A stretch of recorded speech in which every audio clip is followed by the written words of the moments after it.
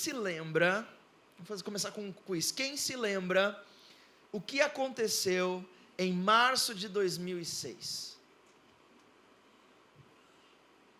Ok, mais precisamente, no dia 23 de março de 2006. Nada ainda? Ok, deixa eu contar para vocês que, na verdade, esse é o dia que marca a morte de um homem. Mas não é qualquer homem, é um homem que inspirou multidões, é um homem que inspirou o mundo através da sua história, através da sua atitude de ousadia e de coragem, e é um homem que foi elevado à máxima altitude de honra na sua vida. Eu estou falando aqui de Desmond Doss. Quem sabe a maioria nunca ouviu falar dele, mas vocês já vão lembrar, já vão saber de quem eu estou falando. Desmond Doss foi um homem, um soldado americano, que lutou na Segunda Guerra Mundial. Ele era filho de um carpinteiro, e ele foi a primeira pessoa com objeção de consciência a ganhar uma medalha de honra na guerra. Na verdade, ele não foi a primeira pessoa, ele foi a primeira e única pessoa com objeção de consciência a ganhar uma medalha na guerra. Mas o que esse camarada fez de tão especial assim?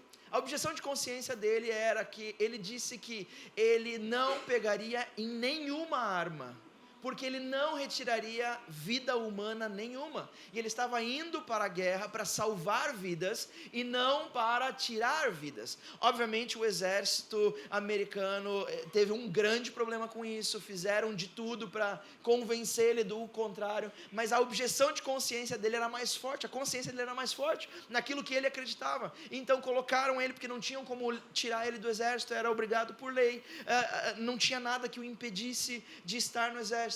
Então ele entrou para a batalha, e ele ficou muito conhecido, na verdade, essa batalha ficou muito conhecida, a Batalha de Okinawa, onde, sozinho e totalmente desarmado, ele resgatou 75 soldados, um por um, com as próprias mãos, de trás das linhas inimigas. Eu sei que muitos de vocês agora já estão vendo, eu acho que eu lembro dessa história. Sim, esse homem ganhou uma medalha de honra, e não somente uma medalha de honra, mas ele ganhou muitas e muitas e muitas menções honrosas dos presidentes. Esse homem ganhou também uma biografia escrita em 2016, a biografia não sei quando é que foi escrita, mas com o título Soldado Desarmado. E em 2016, Hollywood fez um dos filmes maravilhosos, um dos filmes que eu mais amo, com a história desse homem, feito por grandes atores, por grandes diretores, onde conta a história dessas 75 pessoas que Desmond Doss salvou sozinho e desarmado, porque todo o exército fugiu. O exército inteiro saiu das linhas inimigas, e todos os outros ficaram lá para morrer, mas ele não saiu. Ele resgatava um por um e trazia de volta um por um, sabe? Não foram apenas 75 soldados, foram 75 mães salvas que puderam abraçar seus filhos novamente. Foram 75 pais que viram o rosto dos seus filhos novamente. Foram 75 famílias que agora honram a vida desse homem, o ato de coragem dele. Ele recebeu medalha de honra, 2 estrelas de prata, recebeu citações presidenciais, medalha de boa conduta.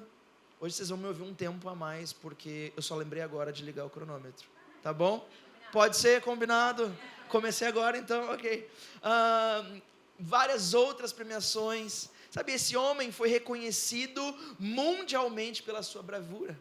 Ele chegou ao topo do reconhecimento militar, das medalhas, das estrelas, menções honrosas, filmes, presidente. Ou seja, o mundo conheceu a atitude de coragem que esse homem teve, e através da sua atitude de coragem, ele foi colocado na mais alta altitude de honra, e morreu com honra em 2006.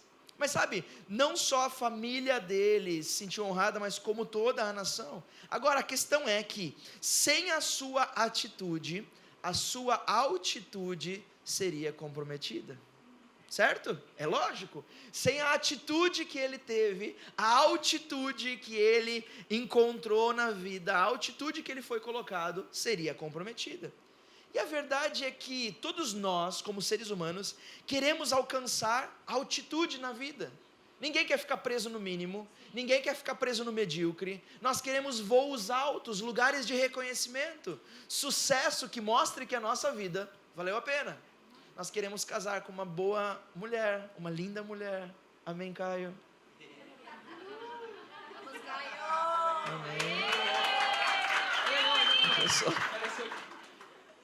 Ano que vem, Caio. Ano que vem, cara. Ok. Nós queremos ter uma família linda, nós queremos ter altitude de reconhecimento, queremos ser reconhecidos em público, sim ou não?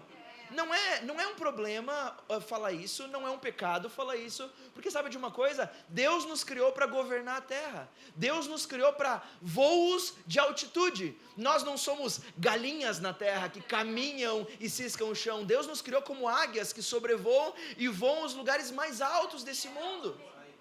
Foi para isso que Deus nos criou. Isso está no nosso inconsciente. Até mesmo, imagina você, homem, marido, casado há 5 anos, quem sabe, e você lava a sua primeira louça. Eu ia colocar 10. E você está todo orgulhoso da louça que você lavou, da toalha que você finalmente lembrou de pendurar, dos calçados que você guardou, amém, mulheres? Hoje é o dia delas, então aguentem aí, me ajudem aí.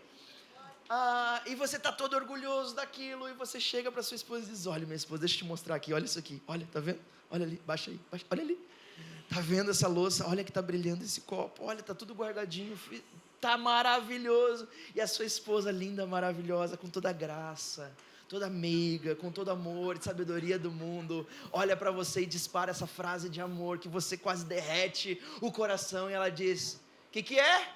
Tá querendo um prêmio? Mulheres, sim, nós estamos querendo um prêmio, amém, homens? Amém, estamos querendo um prêmio, é brincadeira. Mas isso está no nosso inconsciente, nós queremos ser reconhecidos, nós queremos viver altitude na nossa vida. Ninguém abre uma empresa para a empresa ser pequena, medíocre. Talvez não seja aquilo que a gente planejou ainda, mas a gente está trabalhando para ser o melhor. Nós estamos trabalhando para ser a maior. Nós estamos trabalhando para sermos os melhores naquilo que fazemos. Ninguém quer viver grandes...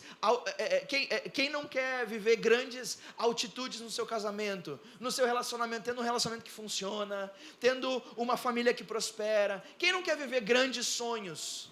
Sonhos maiores que os seus pais viveram? Quem não quer conquistar mais? Isso é colocado no nosso DNA por Deus. Nós fomos desenhados para isso. Assim como as águias foram desenhadas, algumas para voar mais de 6.000 metros de altitude. Você sabe que a maior montanha do mundo, que é o Monte Everest, se não me engano, se não me falha a memória, tem 8.846 metros de altitude. E algumas águias chegam a voar a 6.000 metros de altitude. Você sabe o que é isso? Nós fomos desenhados por Deus para isso. Por isso que nós estamos constantemente procurando mais. Por isso que constantemente nós estamos buscando por avanço, por progresso, por novidades. Porque nós fomos criados por Deus para governar. Você sabia disso? Alguém não sabia disso? Se você abrir a sua Bíblia, em Gênesis no capítulo 1, versículo 26 a 28, anota isso para ler depois. Você vai descobrir. Está pingando aí, gente? Você vai descobrir que Deus nos criou para governar. Ele nos chamou. Você vai encontrar Deus criando o homem e dando tarefa ao homem e dizendo: a partir de agora, governa a terra. Governa, inclusive o texto diz, sobre tudo que existe. Não algumas coisas, mas tudo o que existe. Nós fomos criados por Deus para isso. Mas deixa eu te falar uma coisa. Quando nós olhamos para a Bíblia, no Evangelho de Mateus, no capítulo 20, nós vamos descobrir a conversa de Jesus com 2 meninos. Na verdade, 2 discípulos, mas eu chamo carinhosamente de meninos porque tinham a idade de meninos. Os discípulos, diferente do que todos pensam, não eram homens velhos, grandes e barbudos de 30, 40, 50 anos de idade. Não, os discípulos de Jesus, com exceção de Pedro, eram todos menores de idade. Porque essa era a idade correta de meninos se tornarem discípulos e aprendizes que seriam um dia como mestre. Apenas Pedro tinha mais de 21 anos de idade.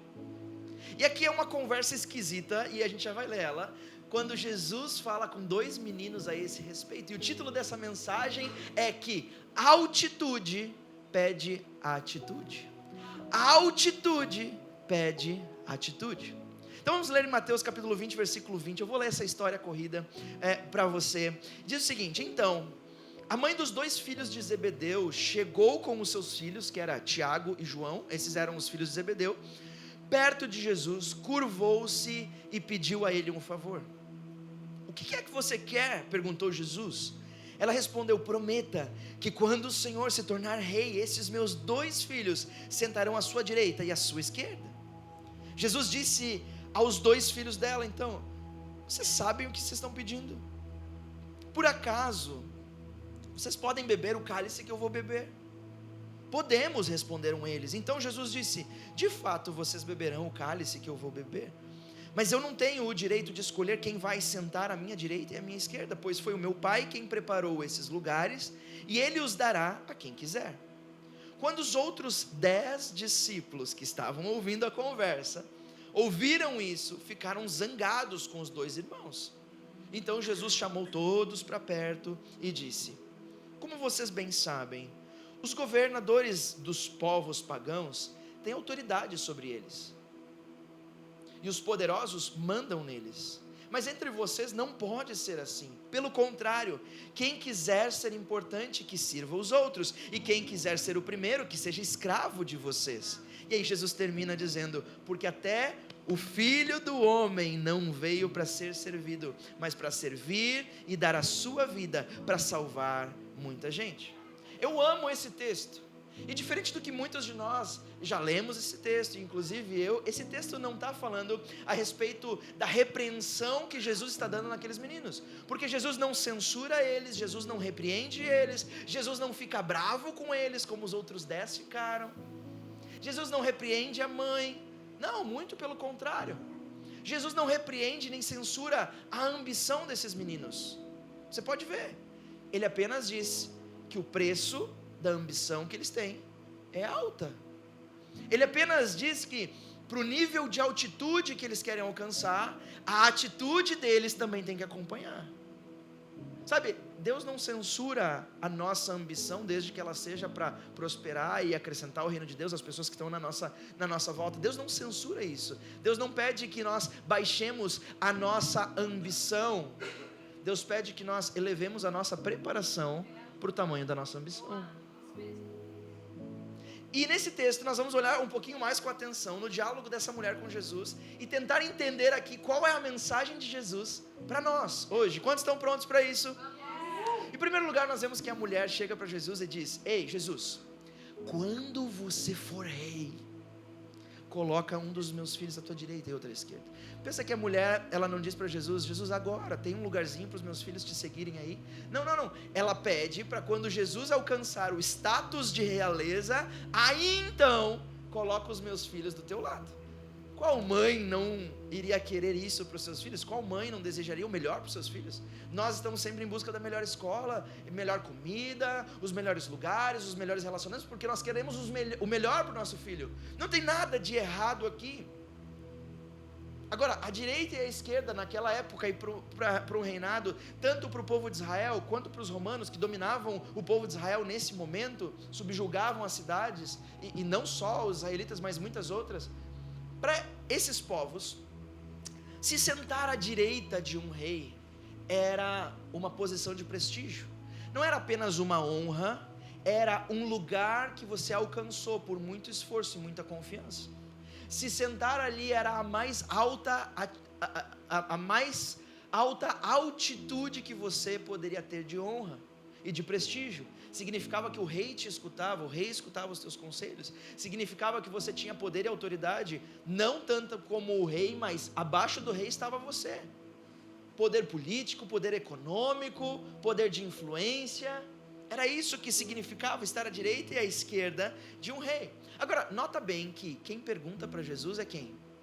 A mãe. Mas Jesus não responde para a mãe. O texto diz que Jesus vira para os meninos e responde para eles. Porque, vamos abrir um parênteses aqui, sabe, a verdade é que a mãe pede aquilo que os filhos estavam sem coragem de dizer. Não é um pouquinho parecido comigo e com você às vezes? Nós não temos coragem às vezes de pedir aquilo que nós precisamos. nós não temos coragem de fazer um pedido, não só para Deus, mas quem sabe para a esposa, para o marido, para os filhos, para o chefe, para a empresa, para os amigos. Nós não temos coragem. Nós queremos algo, nós precisamos de algo, nós queremos uma certa altitude, mas nós não temos coragem. Mãe, vai, pede lá para mim. Pede lá para mim, mãe. E é por isso que, obviamente, os outros 10 discípulos ficam extremamente irritados com os 2 meninos. Mas como eu disse, a mãe pediu a Jesus, Jesus responde os meninos, mas Jesus não fica bravo com eles. Jesus não censura a atitude dos meninos, ele não se incomoda com a ambição deles. Jesus apenas começa a explicar que para viver grande altitude é preciso de grande atitude. Jesus ensina o caminho para que eles pudessem alcançar o que eles desejam. Você viu isso? Nós vamos ver isso hoje, que o texto mostra que Jesus não está censurando, mas ele está mostrando o caminho. Ele diz, é isso que vocês querem? Ok, eu vou mostrar o caminho para vocês, aguentem aí.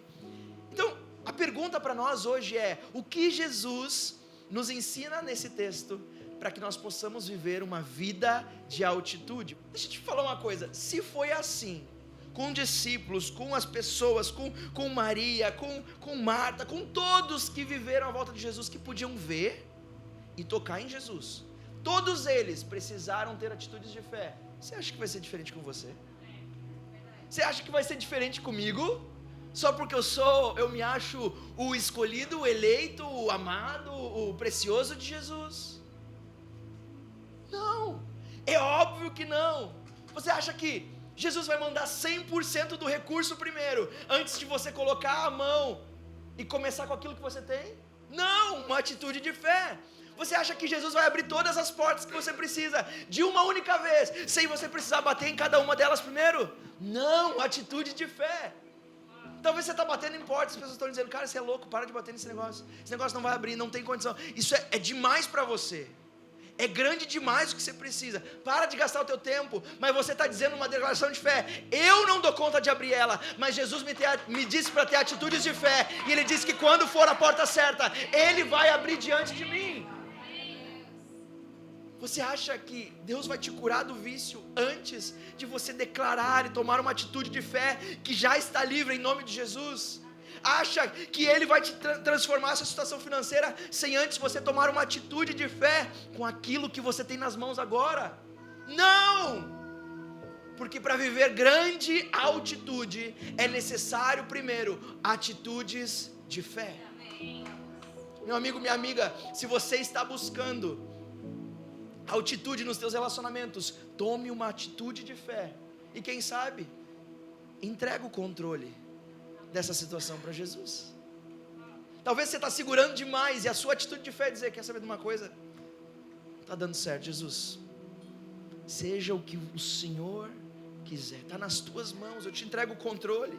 Se você está buscando uma altitude na sua carreira, na área laboral, tome uma atitude de fé em honrar ao Senhor com aquilo que Ele já te deu nas mãos.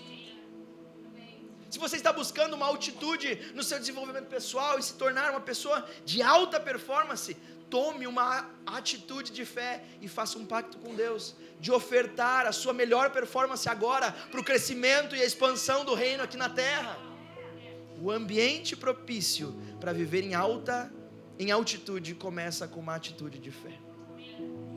Em segundo lugar, para nós criarmos o ambiente propício, além de atitudes de fé, e podermos viver altitude no reino de Deus, é termos atitudes de obediência.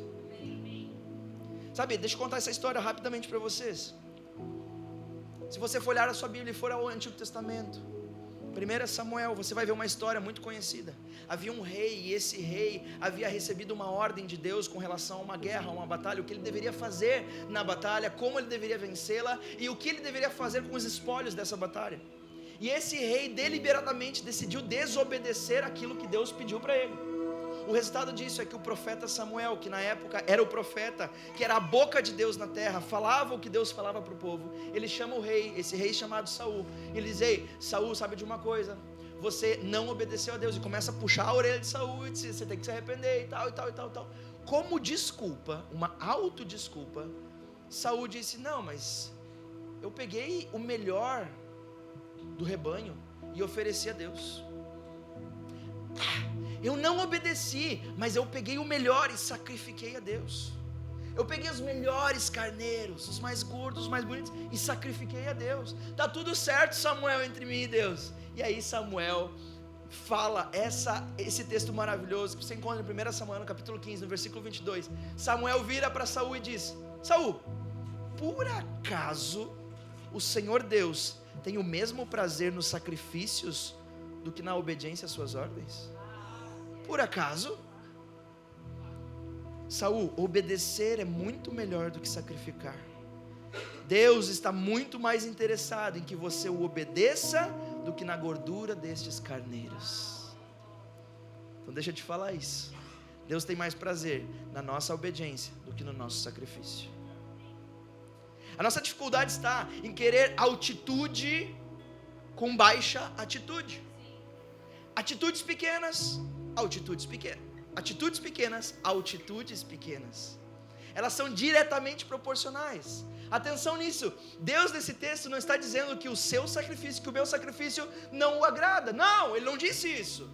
O nosso sacrifício agrada sim a Deus. Nós mesmos, a Bíblia diz, somos sacrifícios vivos de adoração a Ele. Deus se agrada sim nos nossos sacrifícios. Não é isso que o texto diz. A verdade é que sacrificar para nós é mais fácil do que obedecer. Atenção que eu não disse que é melhor do que obedecer, eu disse é mais fácil do que obedecer. Só que sacrificar é uma ocasião, obedecer é um estilo de vida. E essa é a diferença que muda tudo. Porque para você sacrificar, você precisa escolher alguma coisa. Você precisa, assim como Saul fez, não, mas está aqui, ó, está ali os melhores bois, não, os melhores carneiros, está ali o melhor do rebanho. Ei, Deus, está aqui, ó, está aqui, essa é a oferta aqui, ó, está aqui, é o meu sacrifício a ti. Deus, esse tempo que eu vou sacrificar a você, é mais fácil isso do que obedecer.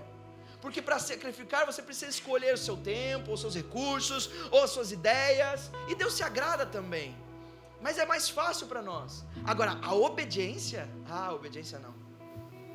A obediência é a decisão de que todos os meus pensamentos, todos os meus sonhos, todos os meus recursos, todos os meus dons, toda a minha família, o tempo todo, são sacrifícios que nós entregamos ao Senhor, porque nós o amamos.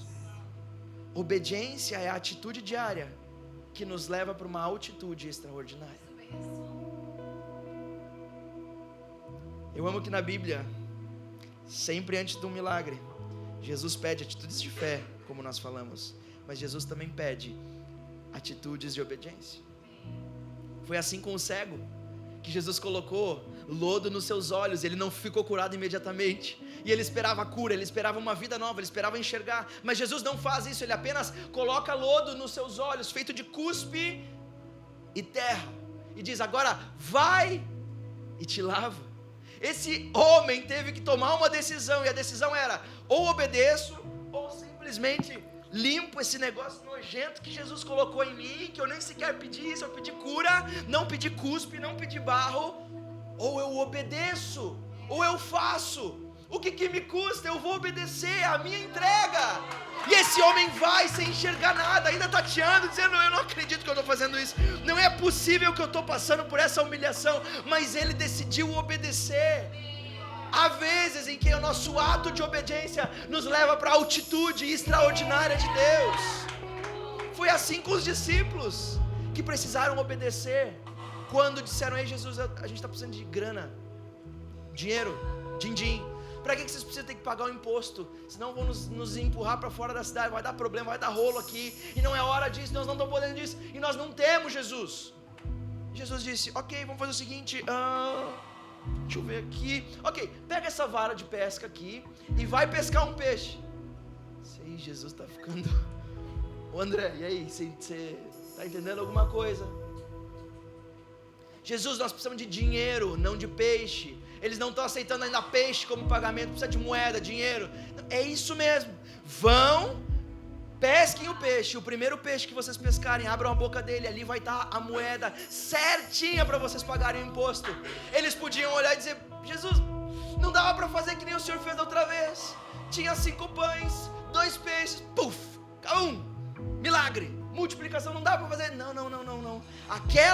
Aquela vez foi sobre fé. Agora eu preciso ensinar atitudes de obediência. Vão e façam o que eu falei para vocês. Foi assim com os amigos de Lázaro. Lázaro era amigo de Jesus, mas foi assim quando Lázaro estava morto há 4 dias, sepultado numa rocha, com uma pedra enorme na frente. Jesus chega depois de 4 dias e diz: ei, vamos lá, vamos fazer esse negócio acontecer, tira a pedra da frente. Os amigos disseram: de jeito nenhum, vai feder demais, nós não estamos prontos para esse negócio. Jesus diz: ei, eu preciso fazer um milagre, mas primeiro eu preciso de um ato de obediência. Tirem a pedra. Eles precisaram de uma atitude de obediência. Meus irmãos, minhas irmãs, foi assim com 120 pessoas, que depois de terem visto o Cristo ressurreto durante 40 dias, tiveram que ter um ato, uma atitude de obediência, quando Jesus disse: vão a Jerusalém, fiquem lá, até que do alto sejam revestidos de poder, e em troca, eles receberam a altitude do poder de Deus, para serem testemunhas, receberam força, coragem, ousadia, aprenderam a falar na língua das multidões, convenceram reis, rainhas, causaram a mudança completa, não apenas no seu país, mas em todo lugar por onde iam. Mas primeiro, uma atitude de obediência. E agora nós estamos aqui no segundo passo, criando o ambiente para viver a altitude em Deus. E o terceiro e último passo, além de atitudes de fé, atitudes de obediência, é uma atitude de serviço. Vamos nos lembrar um pouco a respeito daquilo que Jesus estava ensinando aqueles 2 meninos do começo da história. Jesus não censura eles, mas Jesus mostra o caminho. E no final dessa conversa, desse diálogo com Jesus, Jesus diz o seguinte: quem quiser ser importante, que sirva os outros. E quem quiser ser o primeiro, que seja o escravo de vocês. Porque até o Filho do Homem não veio para ser servido, mas para servir e dar a sua vida para salvar muita gente. Pensa comigo aqui, me ajuda um pouquinho aqui, responde para mim. Jesus é o Filho de Deus. Vamos, igreja, vamos. Jesus é o Filho de Deus. Ele veio para a terra para dar a sua vida por mim e por você. Eu fui achado e amado por Ele quando eu não merecia. Eu sou o seguidor de Jesus, somos seguidores de Jesus. Nos chamamos de cristãos. Ei, você sabe que a palavra cristão nada mais é do que uma palavra de ridicularização. Você sabia disso? Essa é a palavra que as pessoas da época, quando viram a primeira igreja, depois que Jesus subiu ao céu, eles começaram a dizer: quem são? São ali os cristãozinhos.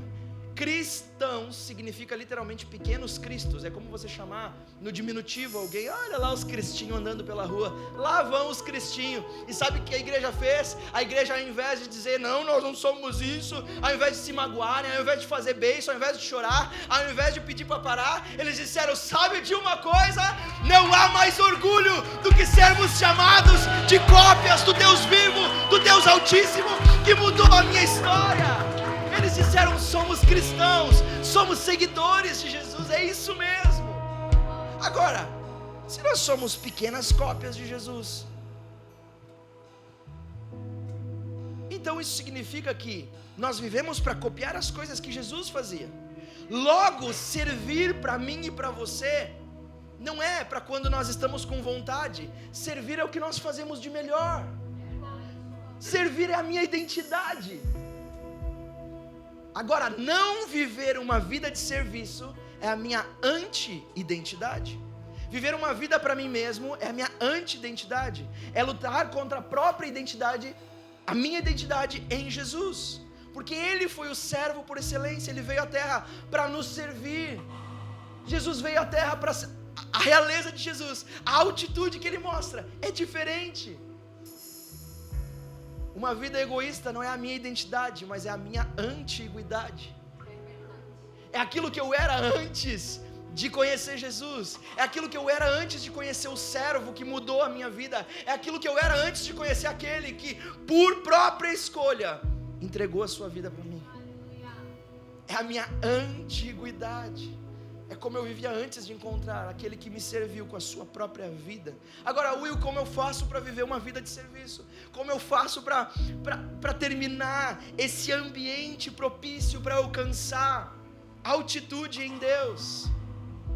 Em primeiro lugar, olhando mais para os outros do que para mim mesmo. Quando eu sirvo a necessidade da minha família emocionalmente, que precisa do meu tempo de qualidade, mesmo no dia que eu estou esgotado do trabalho, eu estou servindo. Quando eu dedico as melhores horas do meu dia e a minha atenção para minha esposa ou para o meu marido, de vocês, eu tenho mulher, esposa, ainda que precise resolver problemas, é dessa maneira que eu sirvo. Quando eu dedico o melhor dos meus dons, dos meus talentos para suprir os meus irmãos da fé que estão passando por necessidade, é assim que eu sirvo. Quando eu decido ter atitudes de servir a minha comunidade, a minha igreja local, é assim que eu sirvo. Atitude de serviço me posiciona na altitude de um rei. Atitudes de serviço nos posicionam na altitude de um rei. Você ouviu isso? Ah, mas de onde é que você está tirando isso, Will? Da Bíblia? Abra sua Bíblia, se você quiser, em Apocalipse, no capítulo 3, versículo 20 e versículo 21, você vai ver o próprio Jesus falando para a sua igreja. Não é para qualquer outro, é para a sua igreja. Inclusive está escrito lá, para as igrejas. É para nós ou é para vocês. Jesus diz assim, escutem, eu estou à porta e bato. Se alguém ouvir a minha voz e abrir a porta, eu entrarei na sua casa e nós jantaremos juntos. Aos que conseguirem a vitória, eu darei o direito de se sentarem ao lado do meu trono, assim como eu consegui a vitória e agora estou sentado ao lado do trono do meu Pai. Ser posicionado na altitude depende de ter uma vida de atitude. É assim que funciona. Qual atitude? Atitudes de fé, atitudes de obediência e atitudes de serviço. Sabe, a sua altitude é a sua atitude hoje. Qual tem sido a nossa atitude diante das coisas que Deus nos apresenta? É uma atitude de fé ou uma atitude de descrença, de dúvida? É uma atitude de obediência ou uma atitude de deixa eu fazer do jeito que eu quero, depois eu sacrifico alguma coisa? Uma atitude de serviço ou uma atitude de dizer, hoje eu não estou afim de servir ninguém, não quero nem ouvir ninguém, puxa, eu preciso de um tempo sozinho. E lembre, quando eu estou falando de serviço, eu não estou falando de voluntariado na igreja, estou falando de uma vida de serviço. É um estilo de vida que você vive ou você não vive. Jesus não servia quando apenas lavava os pés dos discípulos. Jesus não servia quando apenas secava os pés dos discípulos.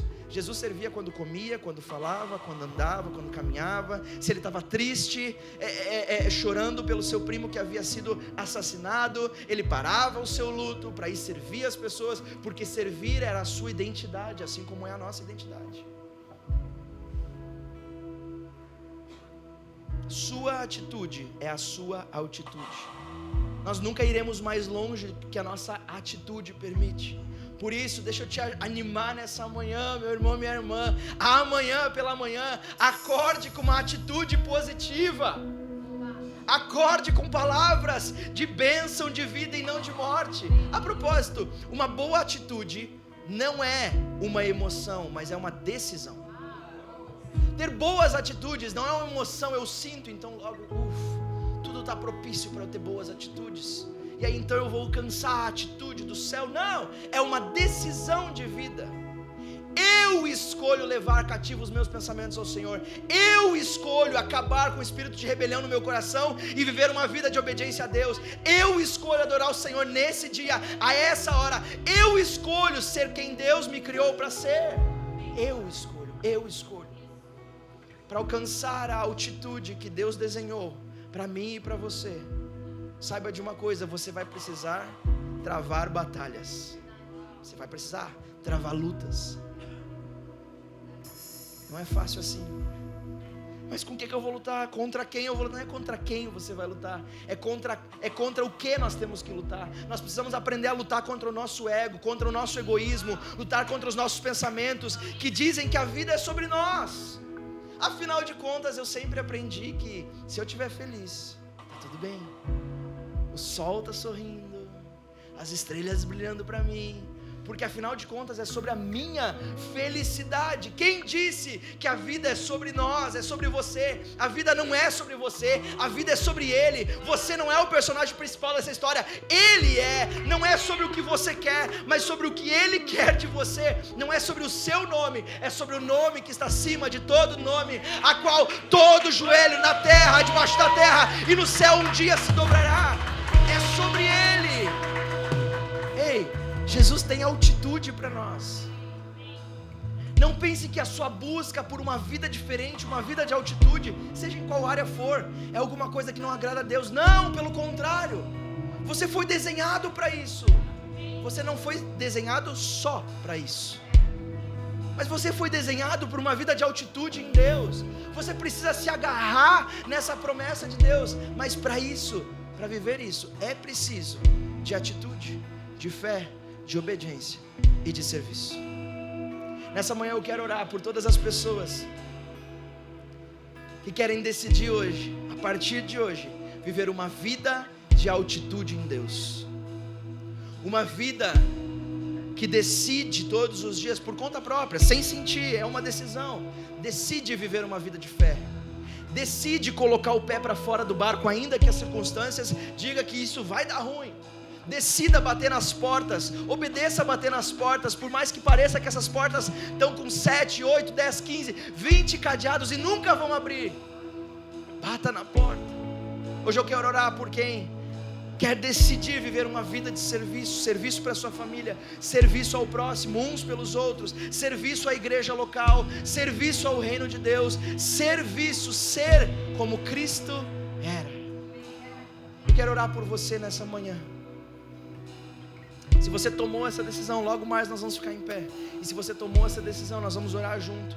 E essa vai ser uma declaração sua, pessoal, com Deus. Assim como eu estou hoje fazendo a minha declaração de fé com Deus. Porque eu sei que o nosso Redentor vive, que Ele está pronto para nos resgatar daquilo que nós precisamos. Amém? Amém, igreja? Vamos ficar todos em pé. Se essa é a sua decisão, enquanto nós estivermos orando, coloca uma das tuas mãos sobre o teu coração e creia com fé que esse é o chamado de Deus para você. Essa é a escolha de Deus para você. Esse é o propósito, o desígnio dEle para você. É aquilo que Ele sonhou de você, é aquilo que Ele desenhou você. Senhor Jesus, nessa manhã o Senhor vê todos esses corações rendidos diante de Ti. Pai, em nome de Jesus, nós te pedimos, Pai, nós declaramos que todas as situações que vivemos antes, situações de falta de atitudes de fé, situações de falta de atitude de obediência, coisas que o Senhor estava nos pedindo, nós sabíamos que era o Senhor, mas nós decidimos ir para o outro lado, mesmo sabendo que era o Senhor. Pai, em nome de Jesus, nos perdoa por esses pecados, nos perdoa, Senhor Jesus, por uma vida egoísta, que muitas vezes nós escolhemos viver. Senhor, é escolha nossa, ninguém nos empurra a viver isso, é escolha nossa. Mas Pai, nesse momento nós cremos num Deus que transforma todas as coisas, inclusive as coisas mais duras, como o nosso coração.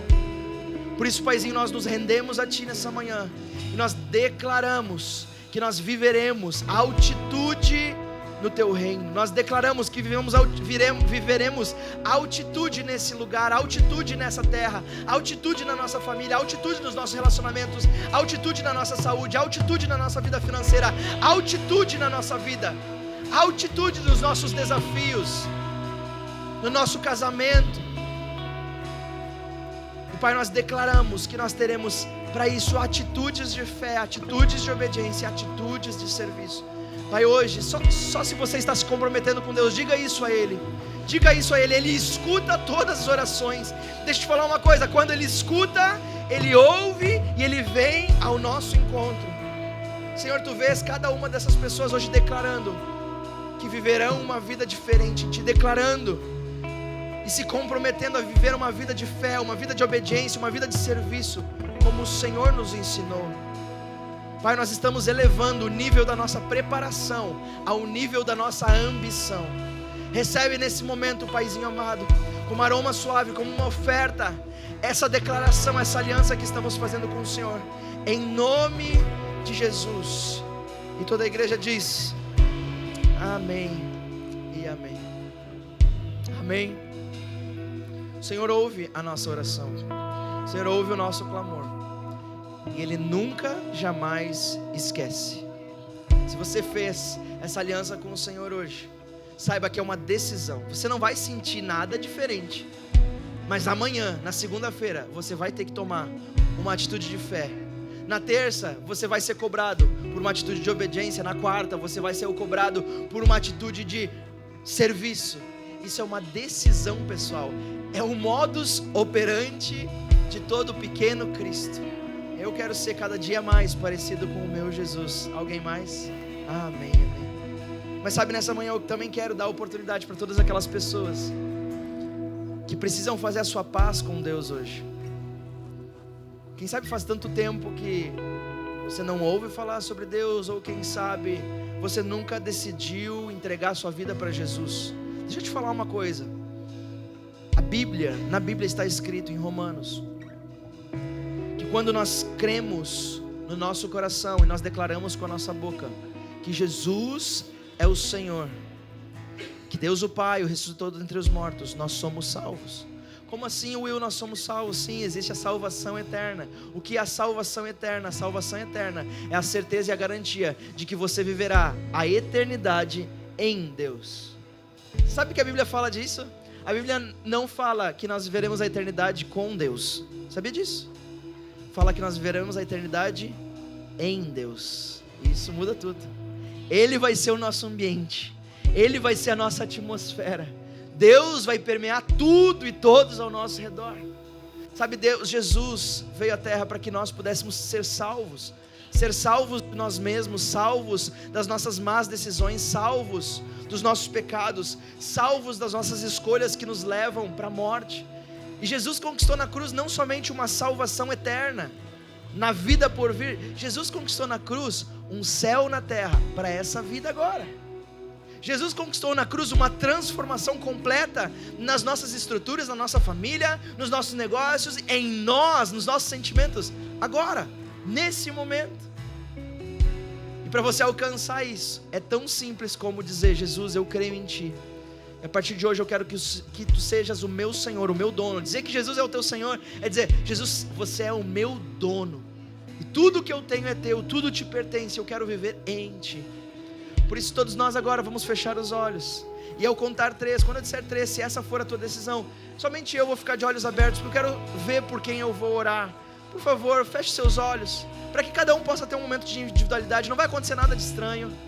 Eu não vou fazer nada de esquisito aqui. É só para que as pessoas possam ter individualidade, mesmo com tantas pessoas nessa sala. Ao contar 3, se essa for a tua decisão, levanta uma das tuas mãos e eu vou orar por você. Aí onde você está, eu vou orar daqui. E nós vamos entregar a sua vida para Jesus, e nós vamos festejar por isso. Número 1, Jesus tanto te ama, que entregou a sua vida, para que você pudesse ter vida eterna. Ele decidiu se entregar por você. Número 2, o Pai te escolheu, com um propósito, de propósito e com um propósito. Você não está no mundo por acaso. A vida que Ele tem para ti não é medíocre, não é mínima, é uma vida de altitude em todas as esferas da vida. E número 3, se essa é a tua decisão hoje, levanta bem alto uma das tuas mãos. Bem alto, bem alto. Estou vendo aqui na frente, estou vendo lá atrás. 1, 2, 3, 4, 5, 6, 7, 8, 9. Amém, eu estou vendo. Amém. Pode baixar sua mão, Olha aqui para mim. Essa é a decisão mais linda que você podia tomar na sua vida. É a decisão que muda todas as coisas. É a decisão que os discípulos de Jesus tomaram, dizendo: eu quero seguir Jesus. É a decisão um dia que eu tomei e Ele transformou completamente a minha vida. É a decisão de todos que vivem uma vida nova tomam. Por isso eu quero te ajudar hoje. Esse é o primeiro passo. Eu quero te ajudar numa oração. E eu vou orar essa oração, que nada mais é o que está escrito em Romanos 10, capítulo 10, versículo 9. Eu vou te ajudar nessa oração. Eu gostaria que, se você tomou essa decisão, você repetisse a minha oração depois de mim. Mas nós não vamos deixar você fazer isso sozinho. Nós estamos juntos para te apoiar, para te animar e para te incentivar a caminhar na fé. Por isso todos nós, igreja, vamos repetir essa oração. Se você tomou essa decisão, você faz parte disso, diga assim comigo: Senhor Jesus, nesse dia eu entrego a minha vida nas Tuas mãos. Eu Te reconheço como Senhor e Salvador da minha vida. A partir de hoje, eu declaro para o mundo ouvir que eu te pertenço, eu sou teu, eu acesso o teu sacrifício, eu acesso o direito de me tornar filho, através do teu sacrifício. Obrigado pela tua vida e pelo teu amor. Me recebe na tua família agora, em nome de Jesus.